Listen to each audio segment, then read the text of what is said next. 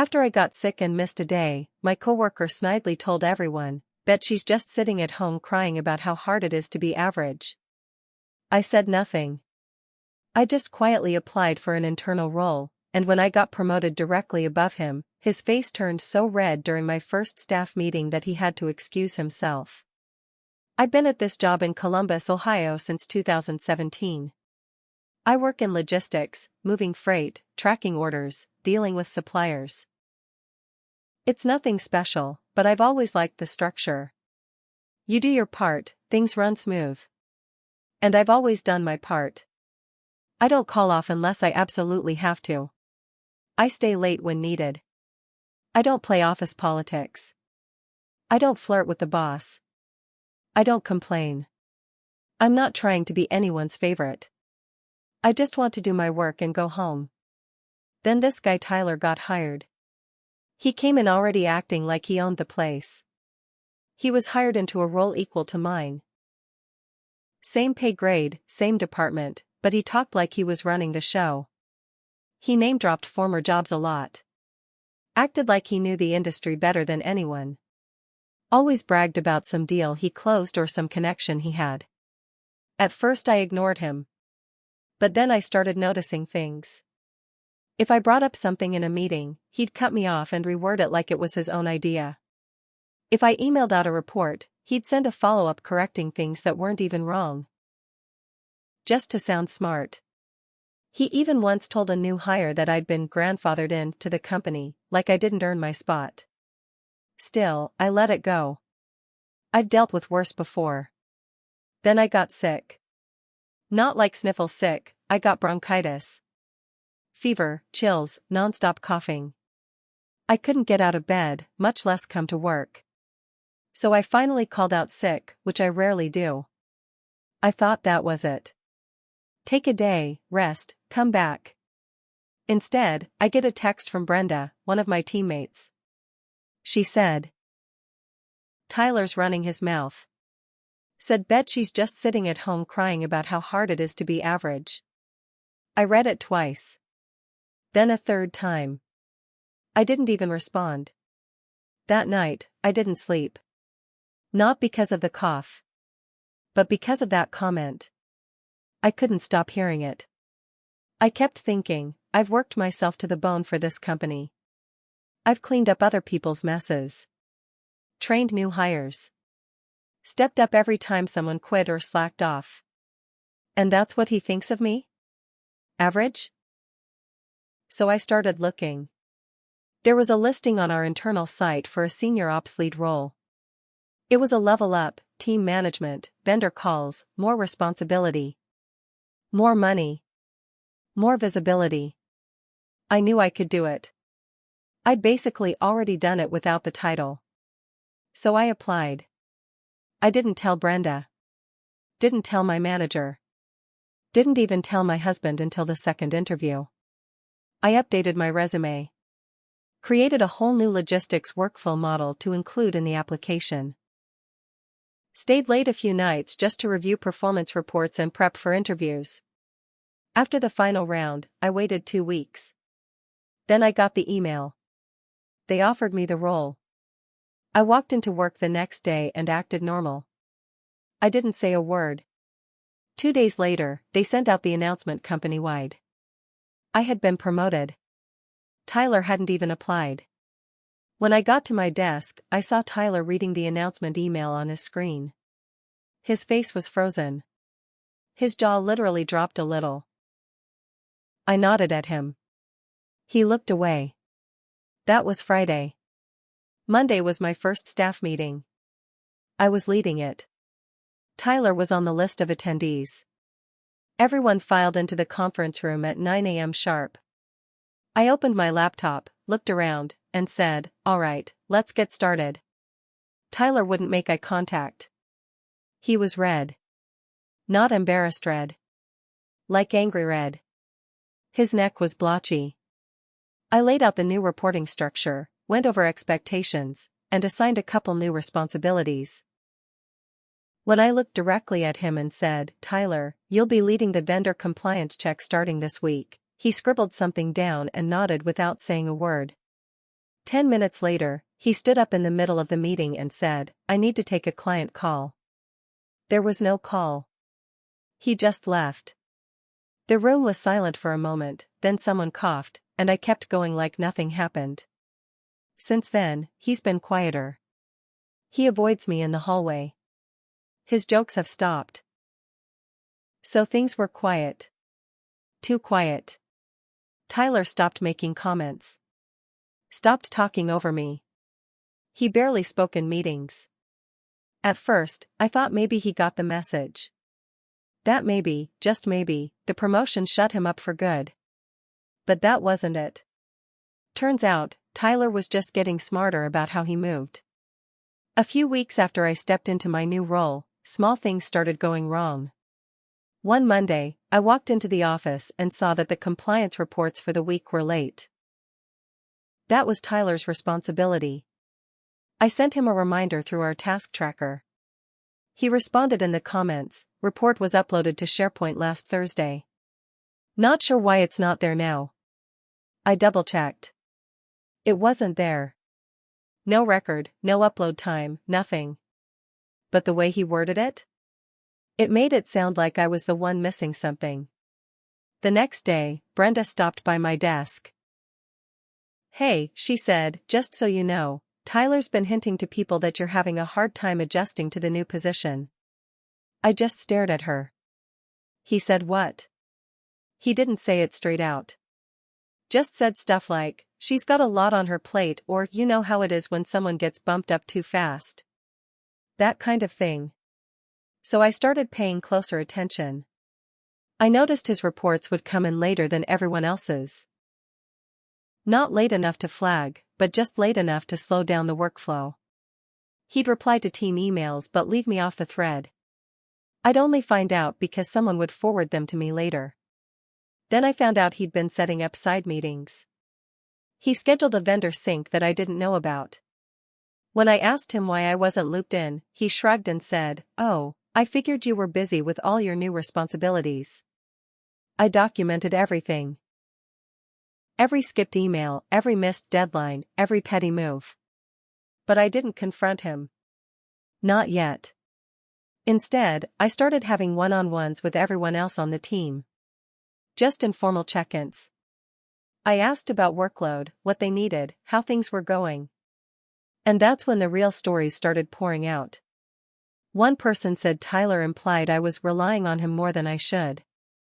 Another said he made a joke that I probably got the promotion because of diversity quotas. That one nearly made me flip the table. But I stayed calm. I knew what I had to do. I pulled HR records. I asked IT to run a backup search on the missing report from earlier. They found no trace of it ever being uploaded. I made a timeline. A clean, tight summary of behavior. I laid it out with emails, timestamps, missed deadlines, and inappropriate comments. Then I booked a meeting with my director. But here's where it gets messy. Tyler saw my meeting on the shared calendar. He must have figured out what was happening, because the next morning, before my meeting, he beat me to it. He walked straight into my director's office and closed the door. I saw it. I saw him sitting in there, leaning forward, animated, talking fast. And I knew exactly what he was doing. He was flipping the script. And I had no idea what lies he was telling. Tyler stayed in that office for nearly 40 minutes. I sat at my desk pretending to work, hands shaking under the keyboard. I kept checking the clock, watching the seconds crawl. When he finally walked out, he looked calm. Too calm. Smug, almost. He didn't look at me. He just walked past like I didn't exist. 5 minutes later, I got an email from my director. "Let's reschedule our meeting to tomorrow morning. Something urgent came up." That was it. No explanation. Just pushed back. My stomach dropped. I sat there staring at the screen, wondering what he said. I didn't know if I was walking into a trap the next morning or if my director was even going to hear me out anymore. That night, I didn't sleep. The next morning, I got into the office an hour early. I printed everything, the timeline, the emails, even copies of his snide comments forwarded by teammates. I had it all in a folder, ready to go. At 9 a.m., I walked into the director's office. She didn't look mad. She didn't look happy either. Just serious. She motioned for me to sit. Then she said, "Tyler came to me yesterday. He said he's concerned about the department. He claims there's been disorganization and that team morale is slipping." I didn't say anything. She went on. "He also implied you've been overwhelmed since the promotion. That you've started delegating too much without clear instruction." I took a deep breath, opened the folder, and slid it across the table. "I figured he might say something like that," I said. "So here's my side. Documented." She started flipping through the pages. At first slowly. Then faster. Her eyebrows knit tighter with each line she read. She didn't speak for almost 5 minutes. When she finished, she set the folder down and sighed. "This paints a very different picture," she said. I nodded. "He's been trying to set me up to fail since the day I got this job." She leaned back, folded her arms, and said something I didn't expect. "You know, this isn't the first time I've gotten complaints about him." That caught me off guard. Apparently, Tyler had rubbed a few people the wrong way in his last department too, back when he first started. But back then, no one had actual proof.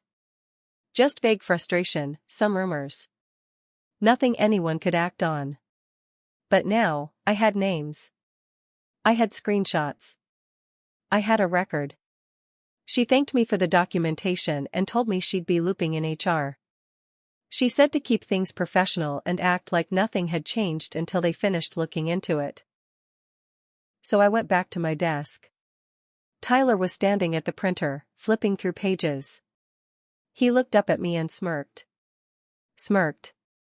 That was the moment something inside me switched. I was done letting him drag me through the mud in private. I wasn't going to let him slink away like a coward when things turned ugly. I was going to make sure everyone knew exactly what he was. But first, I needed to be patient. Because what he didn't know was this: HR had already scheduled his interview. HR moved fast. By Thursday, they started pulling in people from my team for confidential follow-up conversations. Tyler noticed. You could see it in his eyes, that darting panic, trying to guess what people were saying behind closed doors. But he kept acting normal on the surface, like nothing was wrong. Still walking around like the king of the floor. Friday morning, I got an invite to a joint feedback session, me, Tyler, HR, and my director. I knew what that meant. They were giving him the chance to defend himself. The meeting was scheduled for 2 p.m. At 11:45, I saw Tyler walking out of the HR wing. He wasn't smirking anymore. He looked pale. Tight around the mouth. He walked straight to his desk, sat down, and didn't say a word to anyone. At 1:55 p.m., I walked into the meeting room. HR was already there. My director nodded at me. Tyler came in a minute later, holding a notepad and trying to fake confidence. He sat across from me, not looking at anyone in the eye. HR opened. "Tyler, we've reviewed concerns raised by your supervisor as well as additional feedback from multiple members of your team. We'd like to walk through some of that with you now." He cut in quickly. "Actually, I think there's been a misunderstanding. I've just been trying to support her transition. I mean, she's good at the logistics stuff, but management's new for her." I just stared at him. No expression. Let him dig. HR kept going. They listed several things: emails he excluded me from, private meetings with vendors I should have been in, delayed or lost reports with no upload records, comments that several team members reported independently. He looked worse with every sentence. Then my director leaned in and said, "And the remark about her being promoted because of a quota?" 3 people confirmed hearing that. Tyler started to interrupt, something about taken out of context, but HR shut it down. "This isn't a debate. This is a pattern. And it violates company conduct expectations. Then they dropped the final piece. We've also reviewed access logs on your account. You never uploaded the compliance report you claimed was on SharePoint. It was never there. That was a lie. That's when his face cracked. His voice got higher. I've been here 2 years. I've done more for this team than half the people sitting outside that door. And she gets bumped up and suddenly I'm the bad guy? HR was calm. This isn't about who's been here longer. It's about integrity and behavior. Based on this review, we're terminating your employment. Effective immediately. Silence. He looked at me like he wanted to scream. Like he wanted to rip the whole room apart. But I didn't flinch. I didn't smile. I didn't say a word. He was escorted out. Quietly. No big scene. No goodbye. But the fallout was loud. By Monday, the team was buzzing. People were relieved. One person actually brought in cupcakes. And me? I thought it would feel like a win. Like I'd finally gotten justice. But it didn't feel like that. It felt like it should have never gotten this far. I realized I'd spent months just surviving, keeping quiet, waiting for someone else to see what he was doing. And I let it eat at me. So I changed. I started being more direct with my team. I held one-on-ones regularly. I made sure no one else ever felt unheard like I did. I stopped just pushing through and started actually leading. And slowly, the atmosphere shifted. The biggest surprise came 3 weeks after Tyler got fired. Brenda stopped by my office and said, it's crazy. You didn't just get a promotion. You changed everything. People talk now. There's trust again. I just nodded. I didn't need the praise. I didn't want it. I just wanted the silence to finally mean peace, not tension. As for Tyler? Last I heard, he tried getting a job at a competitor across town. But someone from our HR department had already warned them about his conduct history. Logistics is a small world, reputation sticks. And mine? Mine got stronger. Not because I was loud. But because when it counted, I didn't stoop to his level. I stood up. Quietly. Thoroughly. Permanently. And that was enough.